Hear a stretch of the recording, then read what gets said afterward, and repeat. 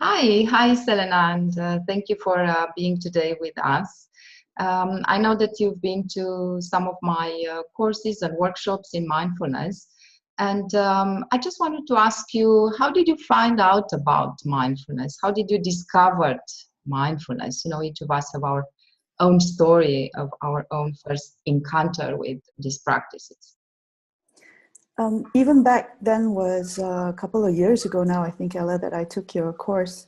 But even back then, mindfulness was pretty much everywhere. It was in a lot of articles, it's on Facebook, so in a way, I think coming across mindfulness is fairly easy nowadays.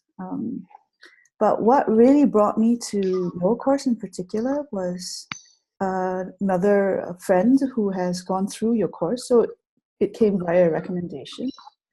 And, one thing led to another, and I figured I needed to just give it a go and try it out.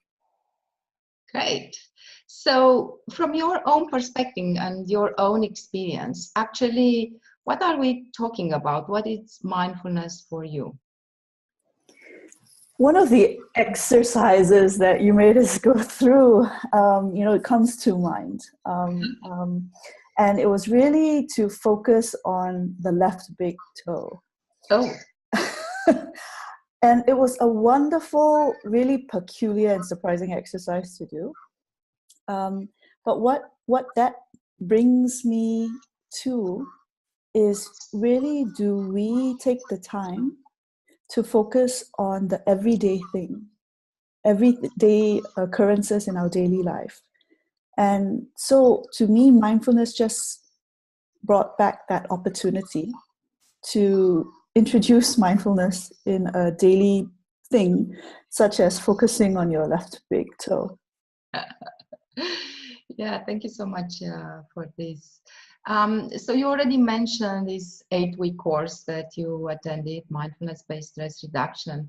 Can you share with us what were the main, let's say, takes away for you? And I don't know, some of the benefits that maybe you noticed after you graduated the course, or something that you appreciated from the course, let's say.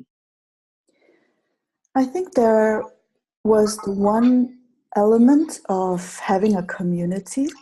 Because, to be honest, there are so many programs now that you can do on the web, you can download stuff, you can follow an online thing. But I think it's really different when a person makes a commitment to put aside, a time on every Tuesday and that silent retreat on a weekend.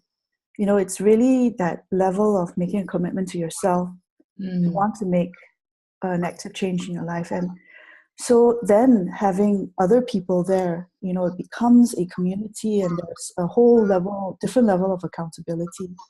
So that was, I think, quite a different level of engagement.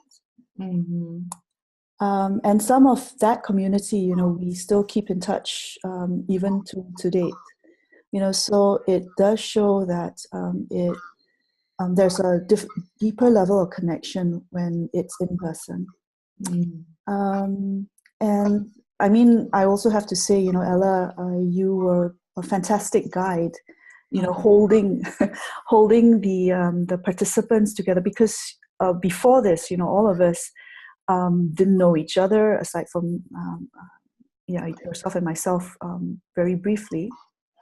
And you managed to go and hold that safe space, for different participants. So that was also quite special. Oh, thank you so much for this.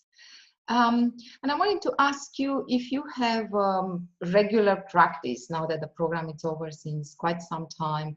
How do you try to cultivate mindfulness into your life? Maybe a formal practice, maybe an informal practice. There are just so many different ways to cultivate mindfulness. Yeah, and it brings me down to one of the practices that was inside, focusing on eating. So, everybody eats. And I find that it helps when I identify one area. Perhaps it's my first coffee, or it's when I am biting on a toast, right? To really enjoy the different textures and different sensation that comes up from doing, simple daily activities. And I think when you start something that's, in particular, that's something that's early in the morning, does set a tone for the day. And so whether, it's purely from the exercises from mindfulness, I wouldn't say, but it's more the essence that I took away from it, and I try and integrate it into my own daily patterns and habits. Yeah. Talking about this, I know that you are a coach yourself. So I wanted to ask you if you think that mindfulness helps you in any way in your relationship with clients, with your clients. Absolutely, because ultimately it enables a person to try and get some perspective in terms of your reaction to certain situations. And ultimately, mindfulness is paying attention. And so it's instrumental, in trying to pay attention to your habit patterns and then taking it to the next step to try and get to transform them.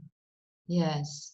And one last question for people who are maybe considering to attend a mindfulness course and they don't know exactly if it's for them or if they will have any benefits out of the course. Do you have any recommendations for them? Or do you have any tips? Yeah, don't hesitate. It's a great platform to, really focus on yourself. You give yourself that gift and, don't hesitate.